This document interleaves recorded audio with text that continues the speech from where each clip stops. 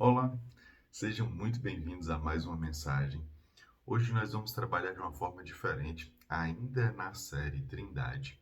Mas uma vez que a gente entendeu que cada trecho, cada micro elemento, né, ou cada capítulo da palavra, a gente pode estudar em três níveis. A gente pode aprofundar essa interpretação, não apenas no literal, no nível da carne, mas trazer isso para aplicação pessoal, né? O nível da alma, onde gera transformação em nós mesmos. Nós ainda vemos, né? Temos visto nessa série que nós podemos estudar num nível espiritual mais profundo, mais imersivo e profético da palavra, onde cada elemento, cada personagem vai fazer menção a algo relacionado diretamente ao plano de Deus e ao caráter de Deus e à conduta que Ele espera de nós através da nossa família, da nossa vida.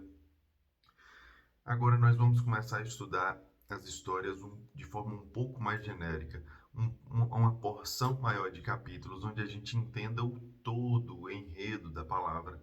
E hoje a gente conclui, de certa forma, a história de Jacó. Amanhã, na próxima mensagem, a gente já começa a trabalhar com a história de José, e aí a gente vai entendendo melhor porções macros e a gente vai avaliando personagens, mais personagens bíblicos que vão ter a mesma referência, a mesma simbologia ah, espiritual, né? A mesma conduta, fazendo menção ao Deus, apontando para a vinda de Cristo, mostrando o relacionamento com a igreja, é, sinalizando a conduta que Deus espera de nós, ok? Então, para a gente concluir a história de Jacó, não finda a história dele aqui, mas finda o protagonismo dele. A gente vai trabalhar do capítulo 30 ao capítulo 36. Exatamente. A partir do 37, a gente vai iniciar a história de José. Então, ontem a gente concluiu sobre os filhos de Lia, e aí agora Jacó vai começar se sentir pressionado ali por Raquel, que traz a fala: me dê filhos, senão morro, né? Então, Raquel projeta em Jacó, Raquel projeta em Jacó essa falta dela: eu preciso de filhos. E Jacó chega a se irar: quem sou eu? Sou Deus, por acaso, para abrir ou fechar sua madre? Não é por minha causa que você tem ou deixa de ter filhos. E aí a gente vai ver uma conduta que se assemelha ao comportamento de Abraão e Sara, que é a questão de dar a serva para poder gerar filhos na falta da madre aberta, né? Então, quando Raquel não consegue dar filhos a Jacó, ela tem uma conduta semelhante à de Sara com Abraão, que dá a serva para poder gerar filhos. E isso vai desencadear uma série de outras coisas, né? Lia vai fazer a mesma coisa, então vira uma competição de servas e tal, até que elas possam gerar de fato. Então, aqui a gente começa a ver, mesmo que no nível literal, uma questão de conduta não ideal, mas geracional, uma repetição de falha, é instintivo, parece que é do ser humano mesmo. É uma sentença que a gente está preso pela carne, aquela conduta de fazer o que a gente quer, custe o que custar. E isso vai levando a gente para uma série de lugares e conflitos que a gente não precisaria estar vivendo. Aí Jacó começa a aumentar os rebanhos dele. Ele já trabalhou para Labão para pagar pelo casamento de Lia, pelo casamento de Raquel, mas ele continua ali morando com Labão, trabalhando, até que um dia ele pretende se separar e fala: olha, Labão, eu já servi o que tinha de servir e está na hora de eu ir embora, mas eu quero levar o que é meu, né, minha filha, o que eu produzi. Aí Labão fala qual é o teu salário, e aí ele faz um acordo ali de que ele vai querer determinadas animais do rebanho, né? E aí Labão faz um acordo, mas tudo que Jacó diz que vai pegar, aquele rebanho acaba se multiplicando mais. O favor do Senhor está sobre Jacó. E Labão, percebendo aquilo, fica mudando os termos do contrato. E aqui a gente vê de novo plantio e colheita, né? Jacó, que tem por nome e teve por conduta enganador, ele fica sofrendo o engano por onde ele passa. Então, a palavra aqui, nesse nível literal, já é claro sobre aquilo que há de plantio e colheita, né? E Jacó fica colhendo esse engano, porque um dia ele conduziu a vida com engano. E aí ele sofre, né, bastante para poder sair dali, até que ele acaba saindo fugido de Labão, porque toda vez que ele faz um acordo, Labão muda, e apesar da mudança, o favor de Deus estando com Jacó, multiplica-se o rebanho dele. E aqui é um outro elemento muito importante, porque apesar das nossas faltas, né, apesar da falta de Jacó, vamos manter aqui no nível literal, apesar das faltas de Jacó, e apesar de uma certa maldição geracional, de plantio e colheita, tudo que ele fez com o irmão, com a mãe, com o pai, de alguma forma, ele acaba colhendo na vida dele, seja com as esposas, seja com o sogro. Mas o favor de Deus entra de forma mais do que compensatória. O engano seria para lesar, Deus superabunda, né? Então, onde houve pecado, superabundou a graça. É porque Deus é inconsequente? É porque Deus mima ele a qualquer custo? Não, mas porque Deus vê o caráter dele e vê a transformação dele. E conforme ele deixa algumas atitudes, o mal, ainda que o persiga, o favor de Deus por uma conduta transformada dele vai ser maior do que a marca que ele tem de falta. Então, toda vez que Labão mudava o contrato para dar para ele o que menos produzia, Deus pegava esse novo e fazia produzir mais. Então, todo novo acordo, Jacó ia ganhando e Labão já estava ficando irado. Fala que mudava a expressão da face só de olhar. Então, ele já não tinha mais aquele mesmo favor, aquela mesma satisfação ao encontrar com Jacó, porque ele estava se sentindo lesado. Até que chega uma hora que Jacó cansa disso e fala: vamos fugir, pega as filhas, pega o rebanho e sai. Isso gera um transtorno delicado. Labão se dá conta disso, persegue eles. E aí, já no dia de alcançar, na noite de alcançar, Labão sonha com Deus dizendo: olha, não fale mal nem bem a Jacó. Eu estou guardando, ele é meu, eu tenho meu favor e está tudo certo. E aí Labão, movido de temor, não vai contra Jacó, mas adverte de que não deveria ter conduzido daquela forma, de que podia sair despedindo e tal, e de que teve ídolos roubados.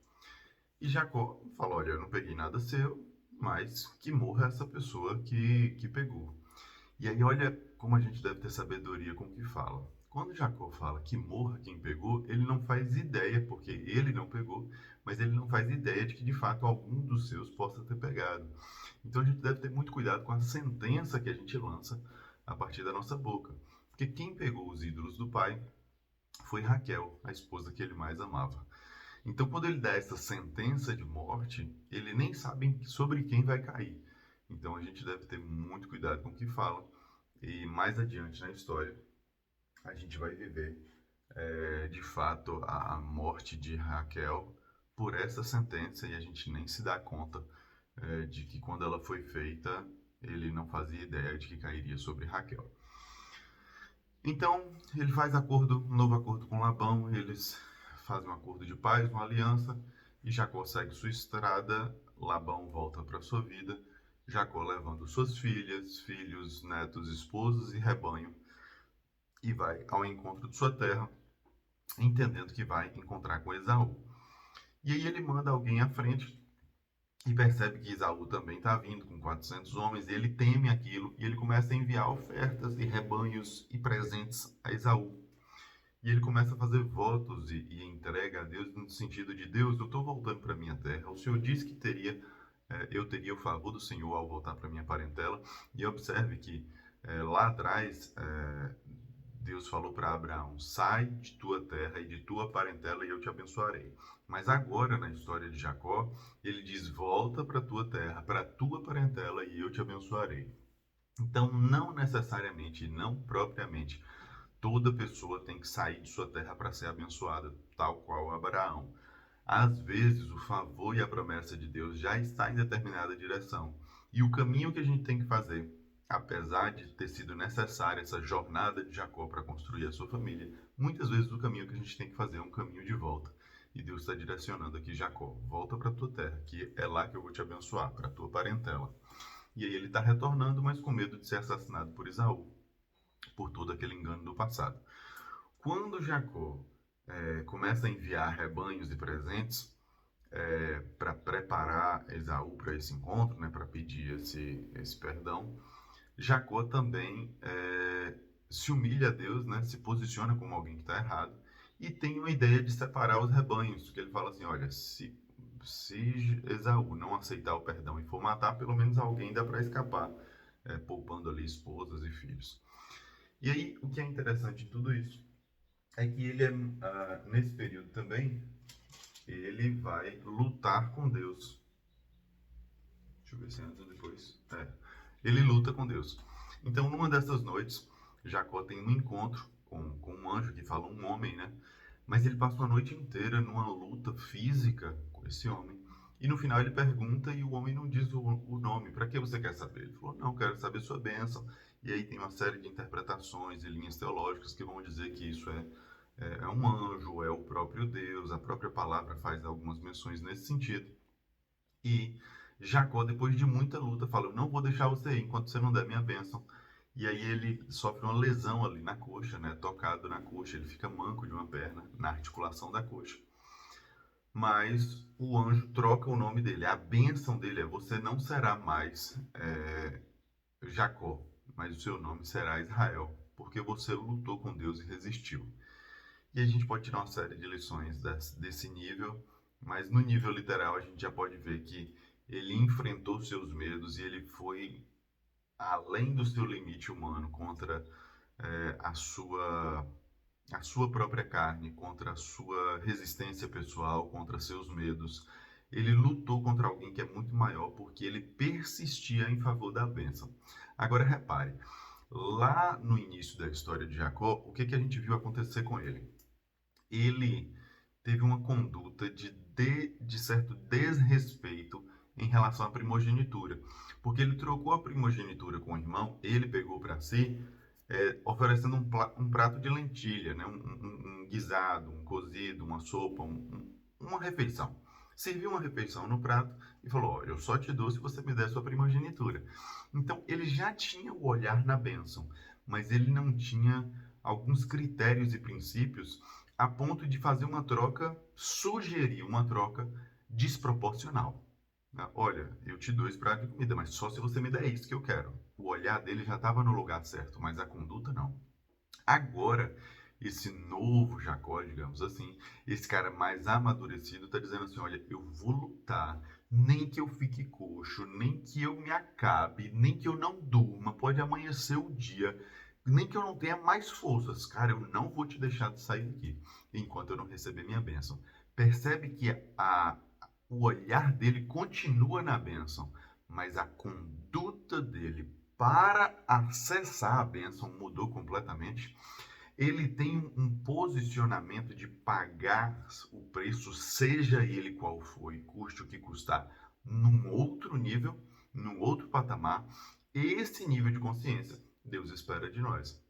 Que a gente tenha o olhar na bênção, mas que a gente saiba valorizar a bênção e que a gente saiba pagar o devido preço pela bênção. Olha que precioso isso. E aí, o nome dele é trocado, né? E isso diz muito que você lutou com o Senhor e sobreviveu, porque ele vai dizer o seguinte: então o homem disse: não te chamarás mais Jacó, mas Israel, porque lutaste com Deus e com os homens e prevaleceste. Ou seja, a luta de Jacó não foi só com Deus na mudança de caráter, em passar em novos filtros, em passar em novas peneiras. Ele também lutou nesse período com homens. Ele lutou com o sogro, ele enfrentou algumas realidades que foram forjando o caráter dele. E ele prevaleceu nessas lutas. Então Deus está dizendo, olha, se você insistir, se você persistir, se você lutar contra seus medos, sobre suas fraquezas, você vai ter o favor do Senhor. E você teve, porque você prevaleceu. Então você já, a partir de agora, já não se chama mais Jacó, mas Israel. Então mudou o nome dele de enganador para nação nação santa, nação do Senhor, né? A terra prometida, enfim. E aí Jacó vai se encontrar com Esaú. Esaú abraça e beija Jacó e recebe ele de forma surpreendente. E Esaú trata Jacó assim, e Jacó, muito humilde, fala: Olha, eu sou teu servo, eu estou à sua disposição, quero te pedir perdão por tudo isso. E Esaú: Para que isso, cara? E aquele tanto de rebanho que você me mandou, o que é aquilo? Não, é presente, mas já que eu achei favor diante da sua presença, diante do Senhor, eu pedi esse favor de poder te encontrar, te reencontrar, e a gente ter essa, esse encontro pacífico, né? Então, minimamente aceite esses presentes, eu faço questão. E Esaú: Cara, pode ficar com suas coisas, eu tenho bastante, eu tenho muito para mim. Não tem, que bom que você veio e tal. E Esaú acolhe aquele irmão e recebe bem, de forma surpreendente. Mas Jacó insiste e deixa os presentes com ele. E aí Jacó vai num passo um pouco mais lento, porque tem crianças e rebanhos para levar. Mas voltando para sua terra e dizendo que vai ao encontro de Esaú e das terras dele. Nesse período e nessa caminhada, Jacó tem uma de suas filhas violentada, e aí os seus filhos vão tomar partido e vão fazer proposta de aliança com esse povo que violentou, no sentido de enganá-los e traí-los e guerrear em favor da irmã. E aí, mais uma vez, a gente consegue ver a questão do engano, né?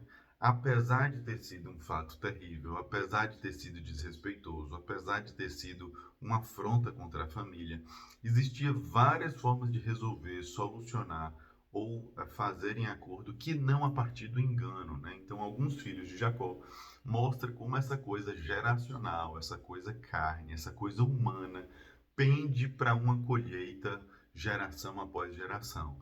O engano que vinha ali de Abraão, Isaac, Jacó. Agora, os filhos de Jacó também têm esse engano de chegar no meio de um povo e dizer coisas que não são verdade, bem como Abraão disse que era irmão de Sara, como Isaac disse que era irmão de Rebeca, como Jacó enganou o irmão Esaú, né? Enfim, e assim sucessivamente. Então, esses filhos, eles criam uma situação para dizer para o povo ali que só aceitaria a união deles após esse estupro, após esse abuso, mediante a circuncisão de todo o povo. E todos os machos circuncidam e aí ficam fragilizados ali por alguns dias, os irmãos vão e matam todo um povo, né? E isso Jacó repreende ele: Vocês não deviam ter feito isso, a gente está criando inimigo, isso não é uma conduta correta, você não precisava ter gerado esse engano. E os irmãos, ainda cheios de razão: Olha, a gente tinha que deixar nossa irmã ser tratada como uma prostituta e tal. Então mostra esse sangue quente humano, né? Essa maneira de resolver as coisas a pulso, e o quanto Jacó amadureceu a ponto de repreender. Quer dizer, ele teve uma filha que sofreu um abuso, seguramente ele sentiu essa dor, ele se entristeceu, ele se irou, mas ele, apesar da ira, já tem uma maturidade para dizer que a conduta não pode ser a qualquer custo, e por conta de terem errado comigo, não quer dizer que eu tenho que errar com o povo, né? Jacó volta a Betel, que foi a terra onde ele teve, né, acesso à escada, aquela coisa do céu, a visão de Terra Santa. E aí vai falar sobre os descendentes de Esaú e tal. Quando a gente olha todo esse conjunto, né, tudo que a gente avaliou dessa história geracional, e a gente começa a trazer no nível literal, a gente já extraiu todas essas lições, muitas delas, na verdade, todas, eu creio que não, mas muitas das lições a gente já extrai no nível literal.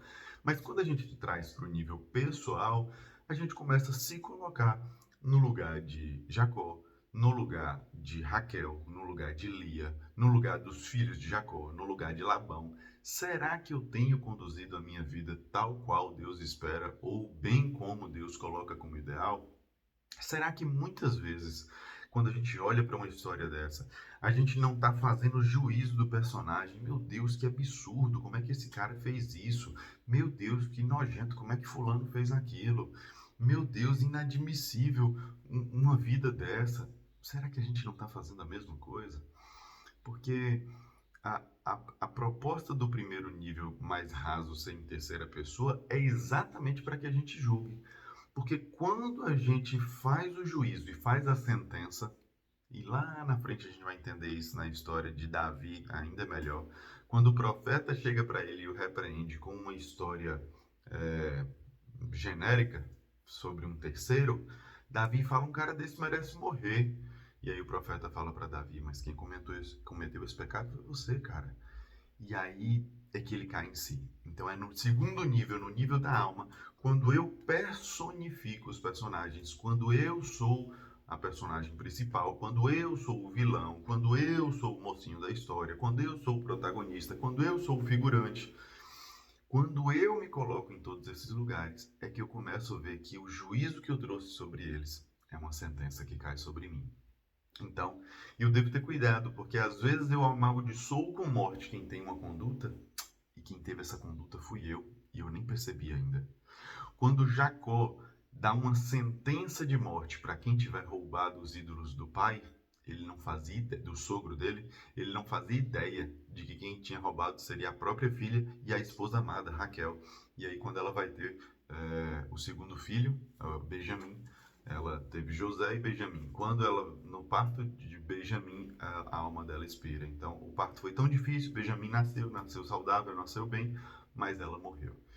Então, assim, pouco tempo depois, né? A gente identifica aqui pela história que passou pouquíssimo tempo e já no primeiro parto que ela teve depois da sentença foi de morte para ela. Então, eu tenho que ter cuidado com o que eu estou proferindo com a minha boca, porque as sentenças que eu falo, não só relacionadas à morte direta, mas o juízo que eu trago sobre cada personagem. Quando eu olho para a história de alguém e falo: meu Deus, que absurdo que fulano fez, como é que pode ciclano que fez aquilo outro? Eu estou trazendo sentença para mim, porque eu, em alguma instância, em alguma esfera, em algum estágio da minha vida, a minha conduta se assemelha a dessa pessoa. É só eu olhar com esse olhar personificado, com essa imersão da alma. E na história a gente pode fazer isso. Será que eu tenho conduzido minha vida como Jacó acerta? Será que eu tenho errado como Jacó erra? Será que eu tenho acertado como Esaú acerta? Será que eu tenho errado como Esaú erra? E assim serve para todos os personagens.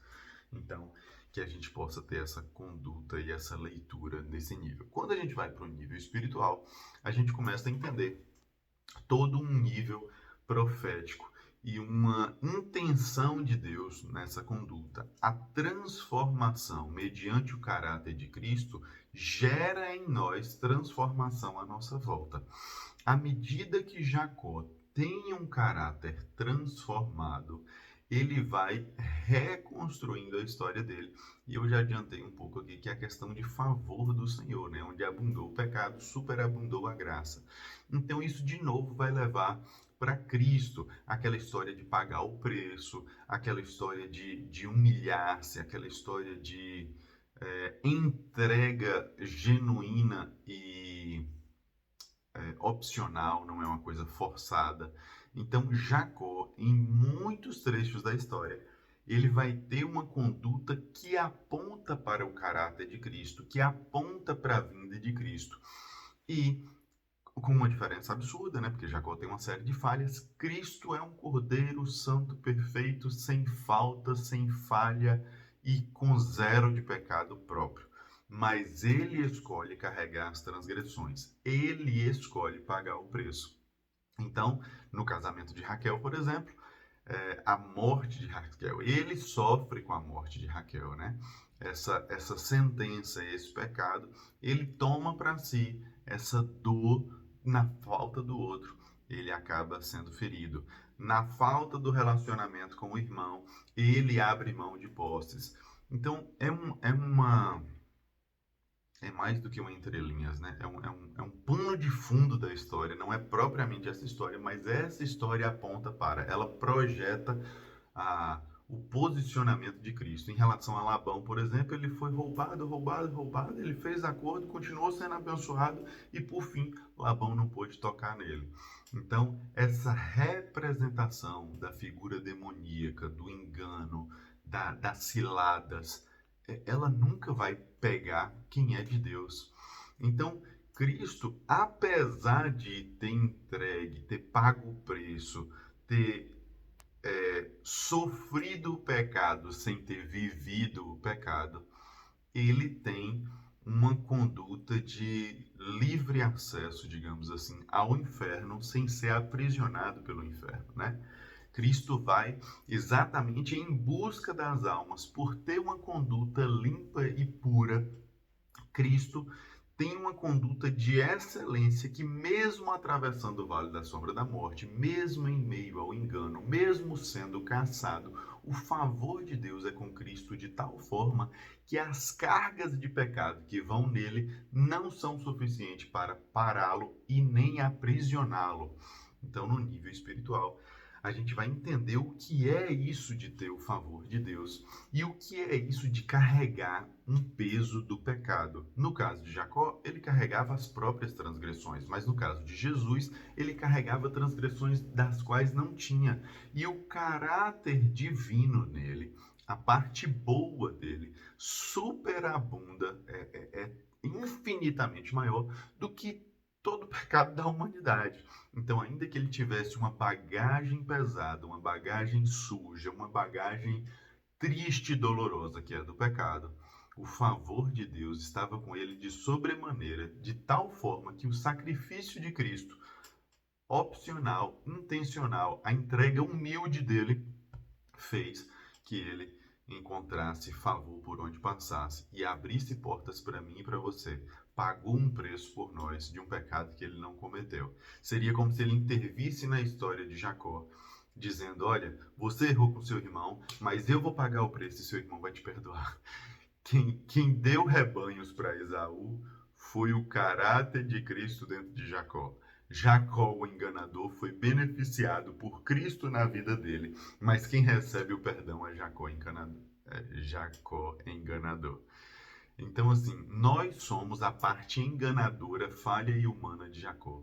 E Jesus é a parte nobre e amadurecida de Jacó. Então, Jesus em nós faz coisas que nós não faríamos de bem. E isso sobrepõe tudo que nós fizemos de mal. Deus nos amou, pagou um preço que nós não merecíamos.